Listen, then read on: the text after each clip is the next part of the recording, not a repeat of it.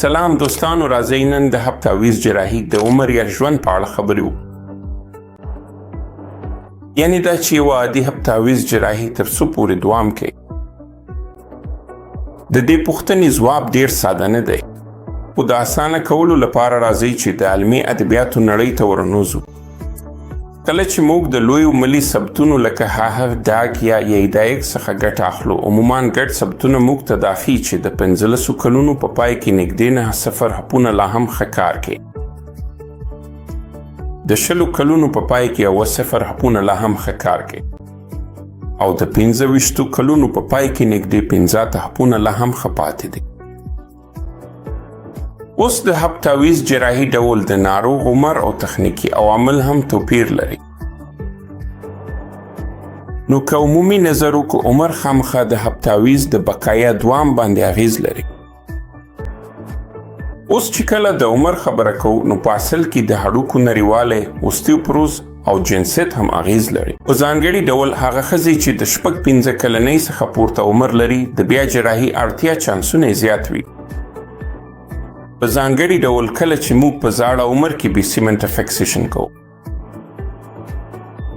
همداراز کله چې موږ ځوان ناروغانو ته جراحي کوو، عموماً بې سیمنټه فکسیشن ته ترجیح ورکوو، ځکه چې دا ښه نتیجه ورکوي او پراخه کارول کیږي. خو په زړو ناروغانو کې سیمنټه فکسیشن خامخا غوره ده، ځکه چې اوږد دوام لري. کله چې موږ د فکسیشن یو ځانګړې طریقه چې هایبرد فکسیشن نومیږي، او دا اوس ډیر عام شوی یادو، نو پکې د سټیم برخه سیمنټه کیږي او د کپ برخه به سیمنټه وي. دا طریقه اوس ډیر مشهوره شوې، ځکه چې د بیا جراحي کچه ټیټه ده. اوس ځینې عوامل د ناروغ پورې اړه لري، ځینې د جراحي پورې، او همداراز د کمپوننت پورې هم اړه لري. لکه چې کله د عمر او جنسیت خبره کوو، زاړه عمر لرونکي ناروغان، د هډوکو نریوالي لرونکي ناروغان او سیمنټه سټیمونه اکثره وخت ښه نتیجه ورکوي. په ځانګړې توګه په هغو میرمنو کې چې عمرونه یې له 5 کلونو څخه پورته وي. تر یوې اندازې پورې د ناروغ عوامل هم په پایله اغیزه کوي. لکه که ناروغ چاغ وي، د بیا رغونې چانس ډیر وي. که چیرې ناروغ د شکر ناروغي ولري، نو د بیا رغونې چانس ډیر دی. سګرټ څکول یقینا د امپلانټ ژوند کموي. همداراز د تثبیت طریقه، لکه څنګه چې همدا اوس مو یادونه وکړه، دا هم اغیز لري چې تاسو سیمنټي تثبیت کاروئ که غیر سیمنټي. همداراز دا چې موږ کوم ډول مواد کارو، دا هم تاثیر لري. که چیرې موږ سرامیک کارو یا فلز، یا که موږ د پولیمر درجه کارو، دا هم توپیر رامنځته کوي. د برخو ځای پر ځای کول او د جراح تجربه هم مهم دي، کله چې د هب بدیل اوږد عمر ته ګورو. همدارنګه که چیرې یو څوک په مکرر ډول انتان یا بې ځایه کېدل ولري، نو دا هم د عمر کموي. نو ځینې عملي لارښوونې چې ستاسو د هب بدلولو عملیات اوږد دوام وکړي.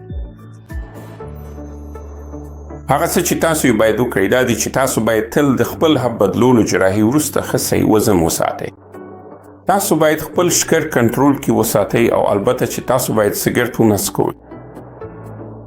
تاسو باید په منظم ډول د ټیټ فشار فعالیتونه ترسره کړئ، ترڅو خپل عضلات قوي وساتئ. لکه تاسو باید ګرځېدلو یا لامبو وهلو یا بایسکل چلولو ته لاړ شئ. دا ځکه مهمه ده چې تاسو خپل ابډکټر عضلات یا کور قوي کړئ، او باید د لوړ فشار فعالیتونه لکه ټوپ وهل، منډه وهل یا سپورت لوبول ونه کړئ. د سکوت مخنیوي هم دومره مهم دی، لکه څومره چې د هر ډول انتان مخنیوي مهم دی. لکه تاسو باید خامخا د غاښونو معاینه وکړئ. تاسو باید د پوستکي انتانات، د ادرار انتانات څخه ځان وساتئ. نو تاسو باید ډیر پام وکړئ چې په خپل بدن کې د انتان هیڅ ځای ته اجازه ورنکړئ. همداراز تاسو باید منظم اکسرې وکړئ او خپل ډاکټر ته منظم مراجعه وکړئ. د اوستیوپوروس زړو ناروغانو ته مشوره ورکول کیږي چې د اوستیوپوروس درملنې لپاره مناسبه درملنه وکړي، ترڅو ستاسو امپلانټ اوږد دوام وکړي. نو په ټولیز ډول که تاسو د هب د بدلولو جراحي پلان لرئ، اندېښنه مه کوئ. د خپل عمر لپاره سم ډاکټر، سم تخنیک او سم امپلانټ غوره کړئ. له تاسو مننه.